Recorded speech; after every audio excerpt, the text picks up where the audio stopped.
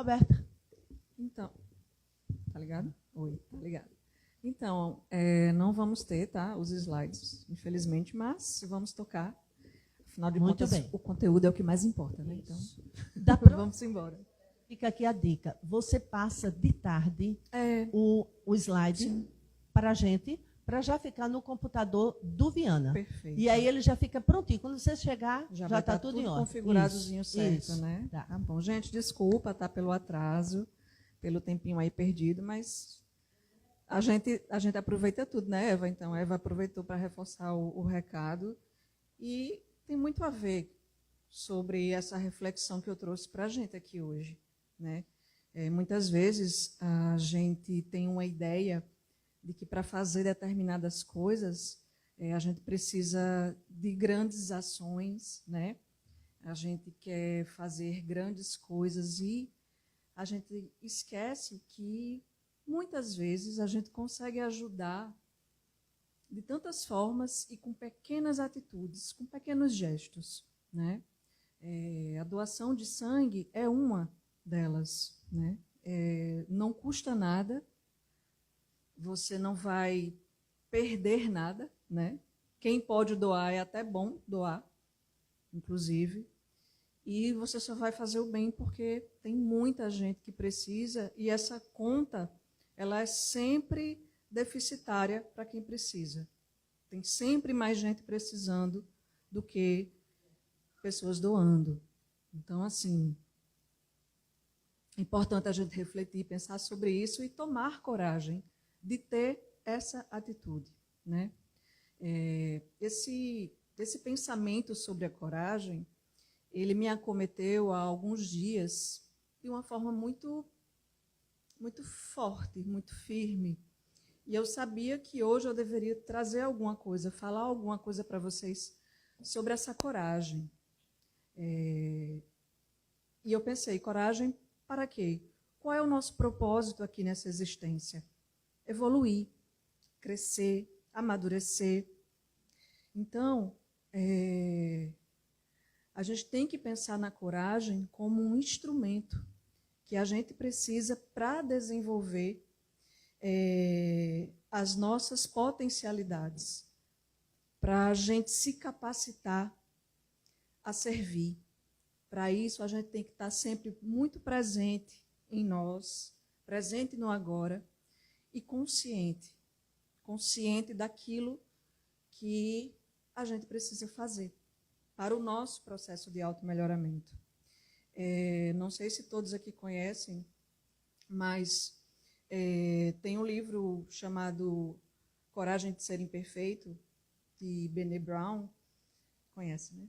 Adoro quando as pessoas participam e balançam a cabeça positivamente. Obrigada. Então, ela traz essa ideia de que a gente tem que ter coragem para ser imperfeito.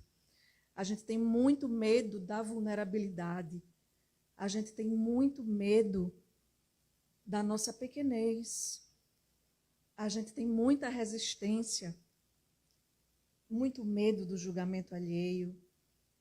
Porque, no fundo, a gente está querendo sempre agradar.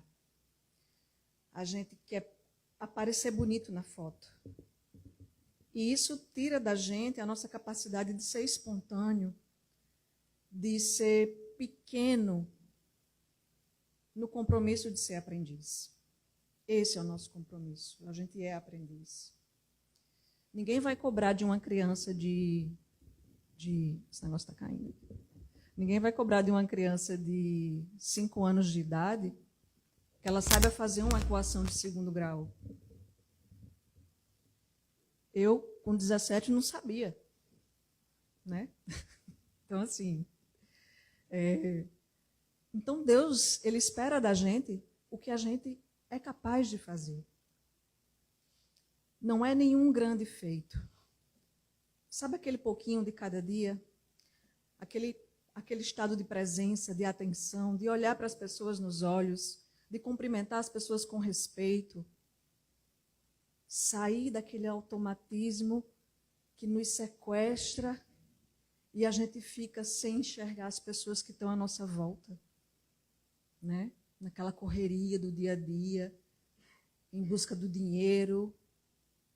E às vezes a gente mergulha nas redes sociais e fica vendo notícias que não nos edifica, que só nos preocupa, e a gente fica nessa sintonia acelerada, né? Não é à toa que a gente vê tantos casos de adoecimento mental, pessoas que se afastam do trabalho porque não conseguem mais, porque é uma rotina muito cansativa, é uma rotina muito pesada. E eu acredito que nós não fomos feitos para isso. Eu acho que o homem esticou demais a corda. E agora a gente está tentando encontrar uma maneira de sobreviver a tudo isso. Né? Para a gente ter um entendimento melhor do que significa a palavra coragem, fui atrás do significado dela. Né?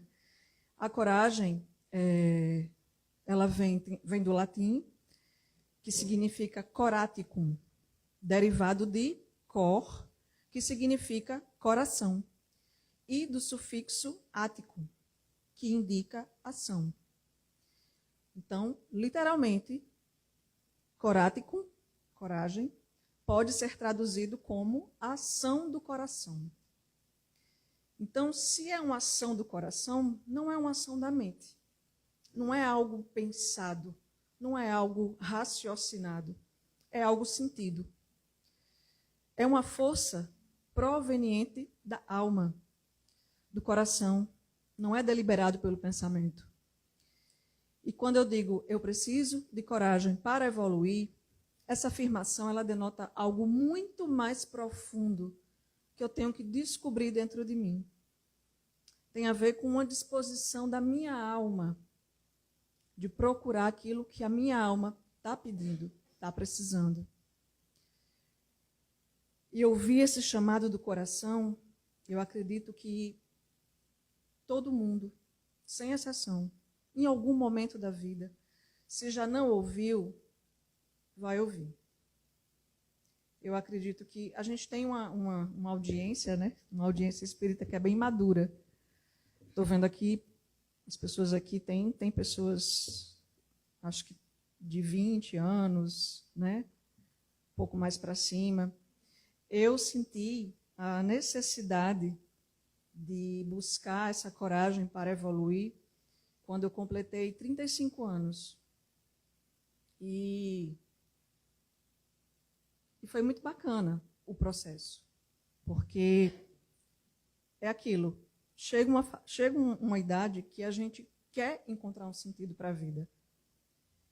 Que aquelas velhas coisas, que aqueles velhos hábitos já não nos satisfazem mais.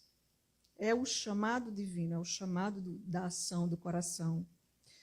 E como é que eu faço, né, para ter essa coragem, para evoluir? O que é que eu preciso fazer? Se eu não quiser evoluir, não tem problema nenhum, tá? Ninguém tem que nada aqui. Até porque Deus nos deu livre-arbítrio e ninguém tem, não tem que nada, tá?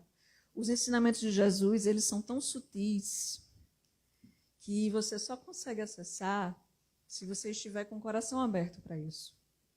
O ensinamento do Evangelho, o ensinamento do Cristo, é para quem está pronto.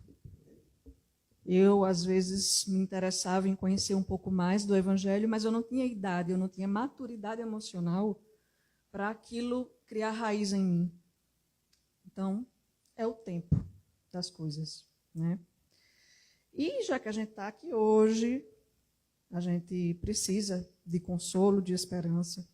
Vamos refletir sobre esse tema, pedindo aos amigos espirituais, aos nossos anjos guardiões, que nos auxilie nesse caminho, para que tenhamos fé, coragem, para que a gente receba o entendimento necessário que cada um aqui precisa. Sabemos que na escala evolutiva não regredimos, não existe involução. Na pior das hipóteses, a gente pode estagnar. Mas, na minha opinião pessoal, a misericórdia divina ela é tão perfeita, ela é tão hábil, que ainda assim mesmo que a gente não queira, algum saldo positivo é sim aproveitado. Tem um personagem bíblico muito conhecido, que é Davi, inclusive a música Sonda-me, né? É um salmo dele, na verdade, que é perfeito. E Davi, ele tinha uma relação muito estreita, muito próxima com Deus. E olha que naquela época não tinha os artifícios que a gente tem hoje, né? De, sei lá, pegar uma Bíblia e ler, acessar uma palestra bacana no YouTube, enfim. E ele tinha essa conexão, ele tinha essa certeza, ele não tinha dúvida do amor de Deus por ele. E tem uma passagem que é muito conhecida dele, né, que é quando ele enfrenta o gigante Golias. Daí a gente se pergunta, o que é que era um gigante 2 metros mais alto que ele? E ele olhou para aquela criatura enorme e pegou uma pedra, colocou num negócio que aqui a gente chama baleadeira. Eu não sei se todo mundo vai entender, que eu sei que tem muita gente de fora aqui, né? Estilingue, né? Ele fez assim, acertou, o gigante caiu e ele foi lá e destruiu ele. De onde veio essa coragem? Né? De onde veio essa ação dele? Se ele não acreditasse em Deus, ele não teria feito. Se ele não tivesse certeza de que ele estava agindo e que Deus estava o ajudando, ele não teria feito. Eu acredito que ele nem raciocinou, na verdade. É que o eu, o divino nele estava tão aflorado que ele só fez. E foi usado por Deus para isso. Então, a gente pode entender com isso que ele, com fé e com coragem, ele enfrentou Golias, o gigante, né, aquele obstáculo. E essa história ela é frequentemente usada como metáfora para que a gente entenda que, muitas vezes, para a gente conseguir a vitória, a gente precisa só acreditar que é possível. Antes da gente começar a criar desculpas, a pensar no que pode dar errado, se o propósito é bom, pode ter certeza que Deus está com você para fazer com que dê certo. Nós somos usados como instrumentos, desde que a gente queira, desde que a gente se abra para isso, né? Então,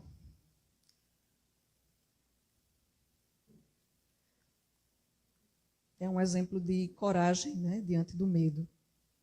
É uma escolha, mas que também tem a ver com fé, com acreditar, com confiar. E aí a gente pode pensar, tá, e como é que eu começo minha jornada evolutiva? A gente já começou. Todo mundo sabe, né? Que bom. Então a gente precisa buscar meios para a gente começar a olhar para nós mesmos, para acessar os nossos sentimentos, reconhecer aonde nós estamos, em que fase da vida eu estou. É o reconhecimento de território, né? Busque ajuda. Muitas vezes a gente tem o orgulho de não aceitar ajuda e nem sequer procurar. As pessoas têm muita resistência a procurar pela sua saúde mental. Graças a Deus isso tem mudado muito, mas às custas de muito sofrimento. Podia ser muito mais leve se a gente não tivesse esse orgulho de procurar a ajuda especializada, a ajuda necessária, porque Deus capacita essas pessoas para elas nos ajudarem. Deus dá a oportunidade da gente servir ao próximo. Uma hora a gente está ajudando, outra hora a gente está sendo ajudado. E essa é a dinâmica construtiva da vida, né? Outro ponto importante é a gente se observar sem julgamento. É a gente se libertar daquela ilusão que a gente tem, muitas vezes, de não ser Na verdade, às vezes, a gente não quer encarar que a gente não é tão grande quanto a gente gostaria. E a gente tem dificuldade, às vezes, para fazer esse enfrentamento. Reconhecer que é pequeno, né?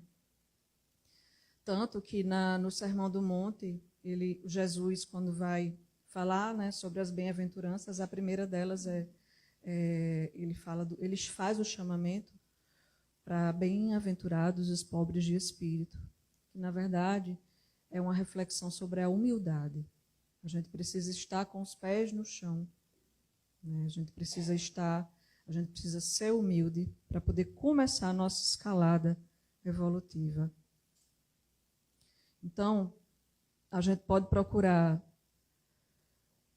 ajuda terapêutica, a gente pode procurar participar de grupos de estudo, né? Aqui na casa, por exemplo, tem vários. A gente pode procurar trabalhos voluntários que vão nos ensinar, que vão nos trazer muitas lições importantes. A gente pode se aprofundar no Evangelho, que é uma proposta maravilhosa para quem quer encontrar sentido para a sua vida. E tem uma frase que eu gosto muito de Carl Jung, que ele diz: onde estiver o seu medo, aí está a sua tarefa. Essa frase, ela significa que os nossos maiores medos podem revelar os desafios que nós precisamos enfrentar para o nosso crescimento pessoal. Enfrentar esses medos ao invés de evitá-los é o caminho para a superação e expansão da nossa consciência em relação aos nossos limites. E o Evangelho, né? Todos daqui conhecem a ideia da porta larga e da porta estreita? Sim. Alguém não conhece? Tá. Então vamos lá. No Evangelho de Mateus, capítulo 7, versículo 13 e 14, Jesus fala assim para a gente: entrem pela porta estreita, pois larga é a porta e amplo o caminho que leva à perdição, e são muitos os que entram por ela.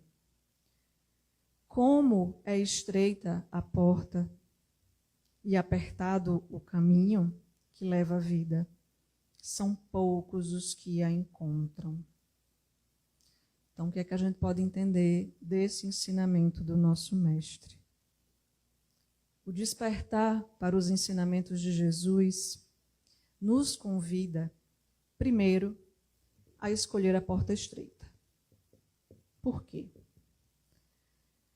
Primeiro que a porta larga é o mundo materialista, é o mundo de Mamon.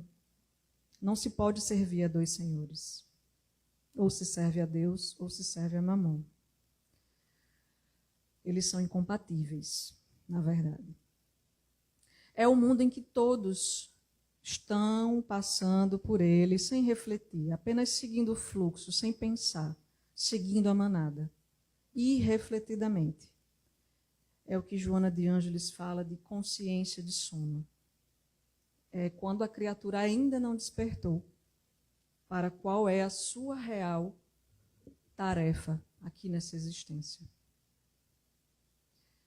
E isso só acontece, essa intenção de passar pela porta estreita, ela só acontece no nosso coração quando a gente não aguenta mais ser materialista e não enxergar sentido na vida.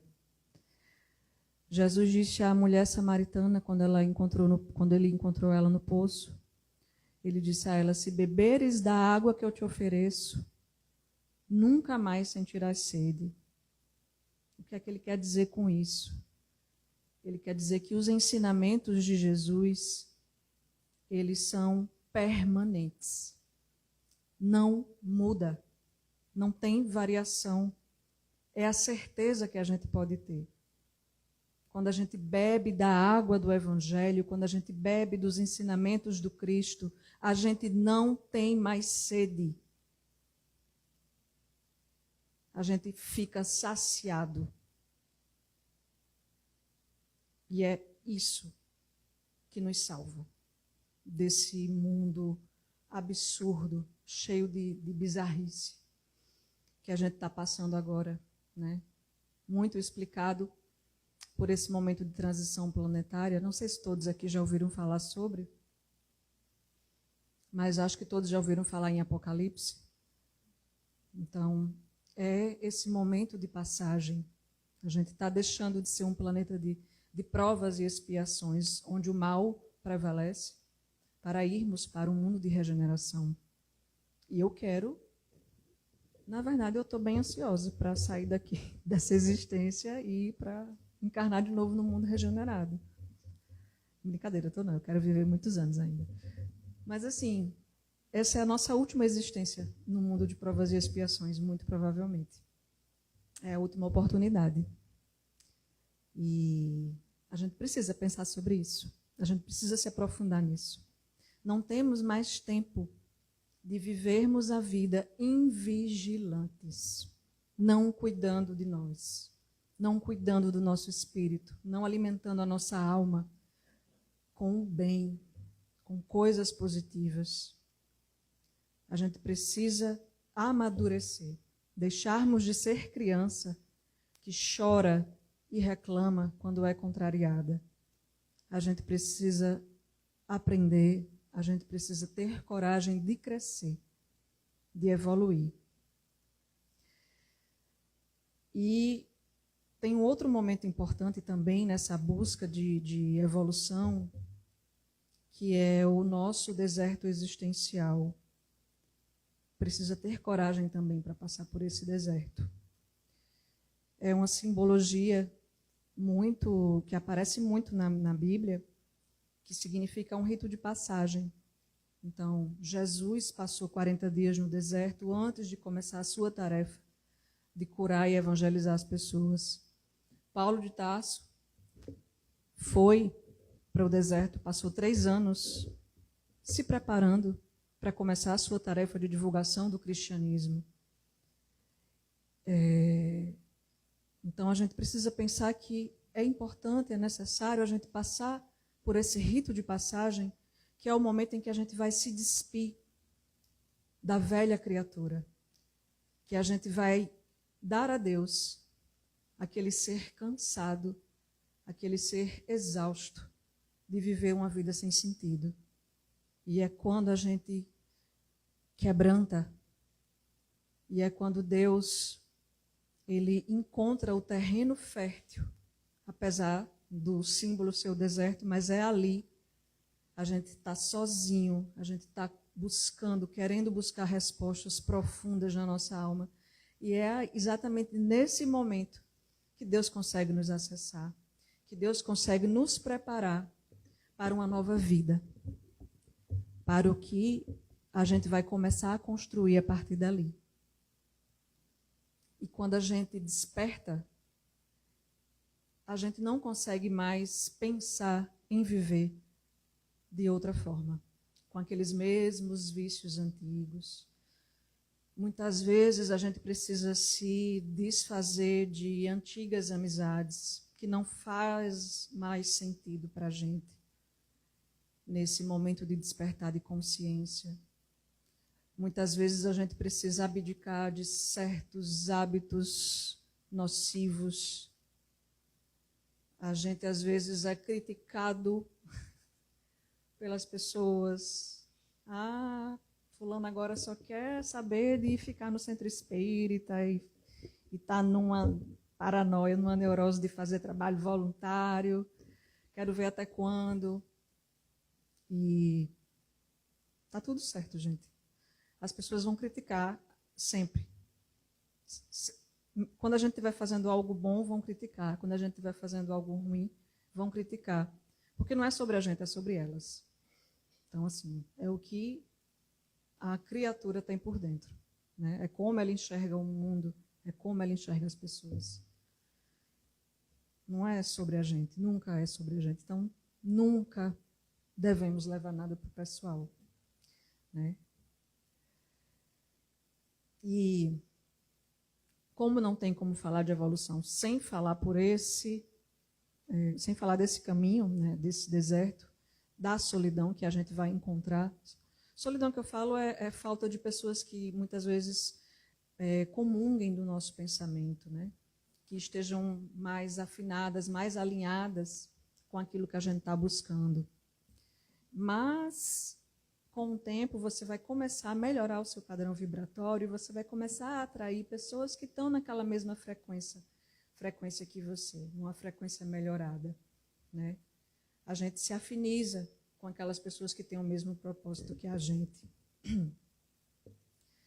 Então, eu trouxe uma passagem do Evangelho que nos ensina muito, que nos fala muito sobre coragem. É um ensinamento, é uma advertência do Cristo. Essa passagem do Evangelho, ela está dentro do sermão profético, que é justamente esse momento de passagem que a gente está vivendo, de transição. E a advertência que ele nos dá, ele conta uma parábola que se chama Parábola dos Talentos. Alguém conhece? Alguém já ouviu algo a respeito? Sim. Então vamos lá, vamos relembrar. O que é que Deus quer nos ensinar? O que Jesus quis nos ensinar com a parábola dos talentos?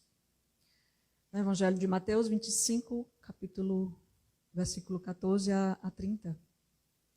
E começa assim: porque isto é também como um homem que, partindo para fora da terra, chamou os seus servos e entregou-lhes os seus bens. E a um deu 5 talentos, e a outro 2, e a outro 1. E ausentou-se logo para longe. Então ele entregou, você fica com X, você fica com Y, você fica com Z. E ele se retirou. Ele disse o que era para fazer. Ele deu a orientação e se retirou. Quando a gente é chamado por Deus para servir, quando o trabalho bate à nossa porta, é porque Deus está vendo em você, em nós, o potencial que cada um tem, o talento de cada um, o diferencial de cada um, e que todos nós temos, né? Tem pessoas que têm uma habilidade de ouvir, de se colocar no lugar do outro, e quantas pessoas são ajudadas dessa forma, né? E às vezes você acha que não está fazendo nada. Mas só de você ouvir o desabafo de alguém, você tá servindo a Deus. Você está multiplicando seu talento. E quando, às vezes a gente fica se perguntando o que é que eu preciso fazer, ou que trabalho que eu posso fazer, e Haroldo Dutra, ele fala uma coisa que é muito bacana, que ele diz assim: não se preocupe. Não se preocupe em identificar qual é o seu talento para servir, porque o trabalho vai bater na sua porta. Ele vai chegar até você. Obrigada, viu, Eva? Obrigada, Viana de Carvalho. Obrigada a essa casa. Porque foi aqui que eu nasci, que eu renasci, e é uma casa que nos dá muita oportunidade de trabalho. Muita. Você vê esse centro pequeno assim, mas o que tem de coisa acontecendo aqui não é brincadeira, né? E eu sou muito feliz e muito grata por fazer parte de tudo isso. Deus tem um plano de crescimento e desenvolvimento para todos nós. E quando Ele distribui os talentos, Ele espera ver o que cada um vai fazer com aquele potencial que Ele te entregou, que é a nossa existência. O que nós vamos fazer da nossa existência. Continuando a parábola, E tendo ele partido, o que recebera 5 talentos, negociou com eles e granjeou outros 5 talentos. Esse é o que multiplicou, né? Da mesma sorte, o que recebera 2, granjeou também outros 2. Multiplicou. Check. Mas o que recebera 1 talento, foi e cavou na terra, e escondeu o dinheiro do seu senhor. E, muito tempo depois, veio o senhor daqueles servos e fez contas com eles. Então aproximou-se o que recebera 5 talentos, e trouxe-lhe outros 5 talentos, dizendo: Senhor, entregaste-me 5 talentos, eis aqui outros 5 talentos que granjeei com eles. E o seu senhor lhe disse: Bem está, servo bom e fiel. Sobre o pouco foste fiel, sobre muito te colocarei. Entra no gozo do teu senhor. E chegando também o que tinha recebido 2 talentos, disse: Senhor, entregaste-me 2 talentos. Eis que com eles granjeei outros 2 talentos. Disse-lhe o Senhor: Bem está, servo bom e fiel. Sobre o pouco foste fiel, sobre muito te colocarei. Entra no gozo do teu Senhor. Mas, chegando também o que recebera 1 talento, disse: Senhor, eu conhecia-te, que és um homem duro, que ceifas onde não semeaste, e ajuntas onde não espalhaste. O que é que ele está dizendo aqui? Ele está dizendo que estava morrendo de medo, porque tinha recebido aquele talento e teve medo de perder. E atemorizado, escondi na terra o teu talento. Aqui tens o que é teu. Então ele devolve. Respondendo, porém, o seu senhor, disse-lhe: Mau e negligente servo. Sabias que ceifo onde não semeei e ajunto onde não espalhei? Devias então ter dado o meu dinheiro aos banqueiros, e, quando eu viesse, receberia o meu com juros. Tirai-lhe, pois, o talento, e dai-o ao que tem os 10 talentos, porque a qualquer que tiver será dado, e terá em abundância. Mas ao que não tiver, até o que tem lhe será tirado. São palavras um pouco duras. É um alerta, é uma advertência, para que a gente não paralise por medo, para que a gente pense que, primeiro, se Deus, que é bom e justo, Ele deu 5 a um, 2 ao outro e 1 ao outro, é porque Ele sabe exatamente a capacidade de cada um, porque todos nós somos diferentes. Em nenhum momento é dito que esse 1, esse 2 ou esse 5 vale mais do que 1. Ele não faz comparação. Então, Ele quer nos mostrar que a cada um, Ele dá o que cada um tem capacidade de potencializar. O que escondeu o talento por medo, ele negligenciou a oportunidade que Deus lhe deu. O dom que Deus lhe deu, ele enterrou. Porque ele teve medo de agir. Porque ele ficou com medo de perder. E em quantos momentos da nossa vida a gente não paralisa diante de algumas situações que a gente sabe, lá na nossa alma, que é um chamado de Deus, que é algo que vai ser bom para a gente, que vai nos trazer benefícios, mas a gente coloca um monte de desculpa na frente para não agir, porque a gente tem medo de se decepcionar, porque a gente tem medo de errar, porque a gente tem medo da reprovação dos outros. Aquilo que eu falei, a gente está sempre muito preocupado com o que o outro vai pensar sobre você e esquece de viver a sua vida. A sua existência é de sua responsabilidade, é o seu talento. Tem gente que cuida de uma casa, de uma família, de filhos, de netos, de trabalho, e não cuida de si. Passa uma vida inteira se negligenciando. Cuida de tudo e de todos, menos de si. E isso é tão comum que a gente precisa querer acordar, despertar, no sentido de, se eu procuro a minha melhora, se eu busco o meu aprimoramento, eu vou ser bom para mim e, consequentemente, eu vou ser bom para todo mundo que está próximo a mim. Percebem?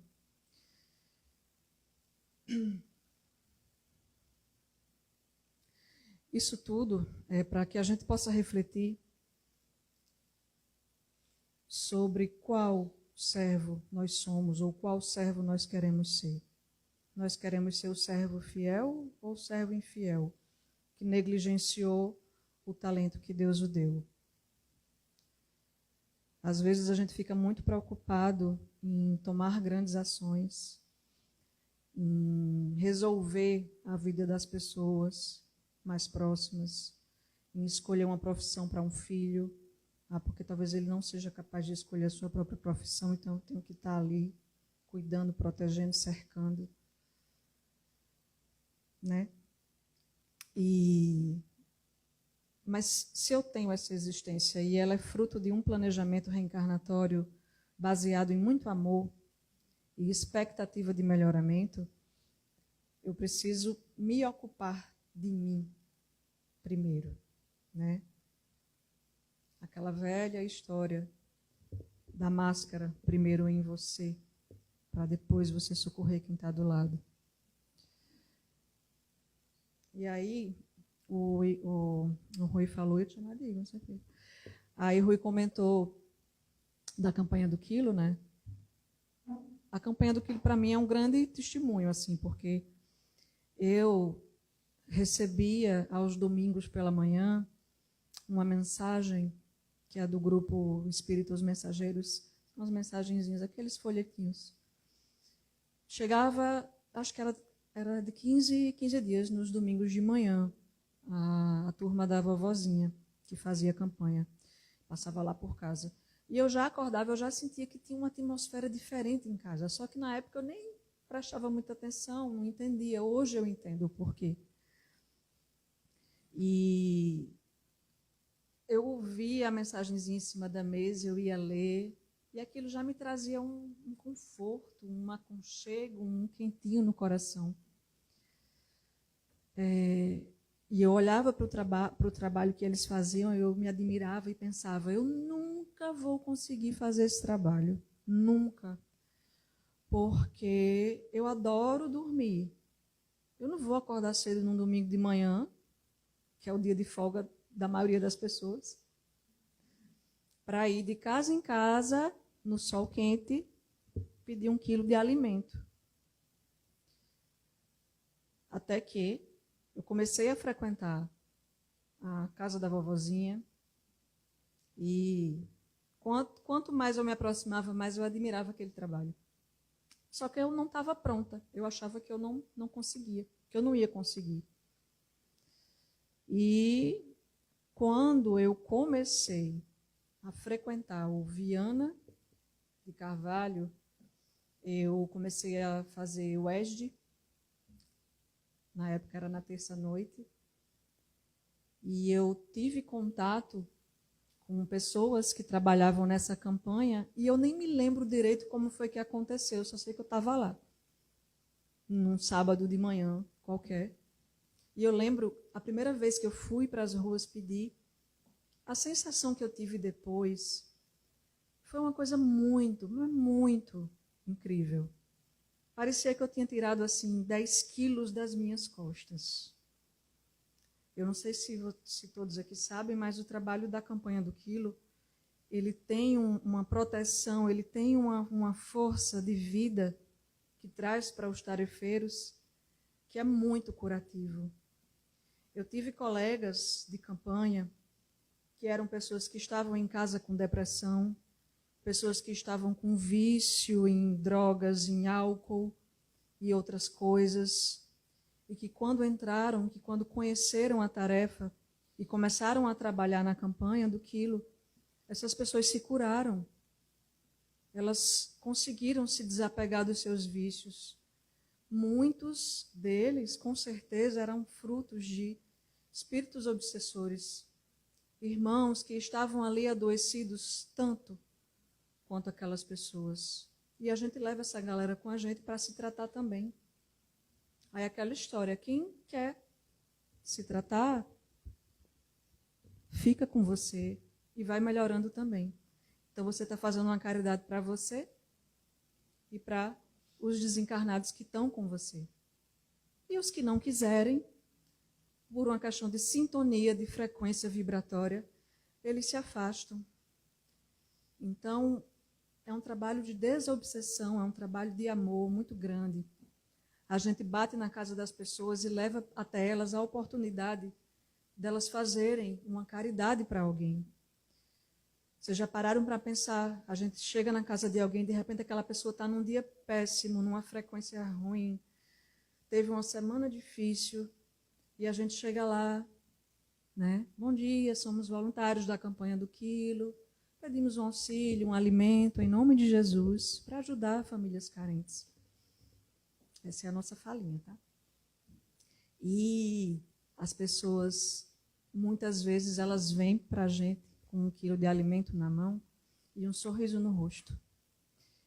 A gente sente que as pessoas vão doar com muita alegria. E isso é muito contagiante. Porque você sente a alegria de servir, de ser instrumento e de levar as pessoas à oportunidade que elas estavam precisando naquele momento, de se sentir um pouquinho melhor, de sentir que elas estão podendo contribuir com alguma coisa, de que a vida delas naquele momentozinho ali fez sentido. Porque a gente se cura no outro. A gente se cura quando a gente começa a pensar que a gente precisa do outro para se aprimorar. Que a gente precisa se ajudar mutuamente, porque ninguém faz nada sozinho. E são pequenos gestos, pequenas coisas que nos levam para esse lugar de querer crescer, de ter coragem para evoluir, de ter coragem para buscar o que a gente tem de melhor dentro da gente, seja do nosso trabalho do dia a dia. As lideranças das empresas estão adoecidas, estão adoecendo, e elas adoecem os seus liderados. E, né? Quem nunca foi vítima disso? Se ninguém nunca foi, agradeça. Eu já fui. Na minha juventude, no meu primeiro emprego, eu aprendi o que era assédio moral sem ter a menor noção do que era assédio moral. Até porque isso foi lá em 1999. Então, assim, eu passei por tudo de ruim, em termos de gestão, que alguém poderia ser comigo. E era meu primeiro emprego. E hoje, quando eu tenho a oportunidade de encontrar uma pessoa jovem, como eu era naquela época que eu comecei, é tão gratificante para mim ensinar, pegar aquela pessoa pela mão assim e dizer, ó, teus potenciais são esses, você é muito bom nisso, sabe? Colocar essa pessoa num lugar de autoestima para que ela comece a acreditar nela. Porque quando a gente é muito jovem, a gente não se conhece e a gente precisa que as pessoas nos digam isso. A gente precisa ouvir que a gente é bom, a gente precisa ouvir que a gente está fazendo uma coisa bem feita.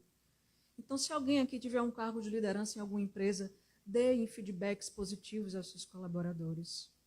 Eu sei que às vezes é difícil, porque às vezes atrás de um líder tem um outro líder também adoecido. Aí gera aquela reação em cadeia, né? Um adoecendo o outro. Mas seja você a mudança, faça a sua parte, sem esperar que os outros façam as dele.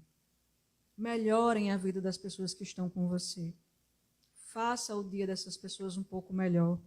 façam elas rirem, contem uma história, ouçam. A gente precisa de pessoas que escutem. A gente está num mundo em que ninguém se ouve mais. É cada um que queira falar mais que o outro. Aí você está falando e o outro já está assim, ó, esperando você terminar para falar também, e ele não ouviu nada que você disse. E às vezes a pessoa só quer desabafar. Às vezes a pessoa só quer ser acolhida na sua dor. Ela só quer uma validação ali do sentimento que ela está tendo, seja de revolta, de tristeza.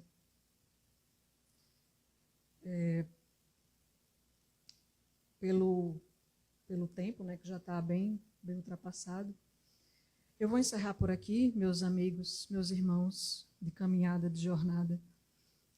Eu vou encerrar com uma frase para a gente levar ela para casa e nunca esquecer e colocar ela no nosso peito, no nosso coração. Quando Jesus disse, eu sou o caminho, a verdade e a vida. Eu sou o caminho, a verdade e a vida. Que o Senhor nos abençoe.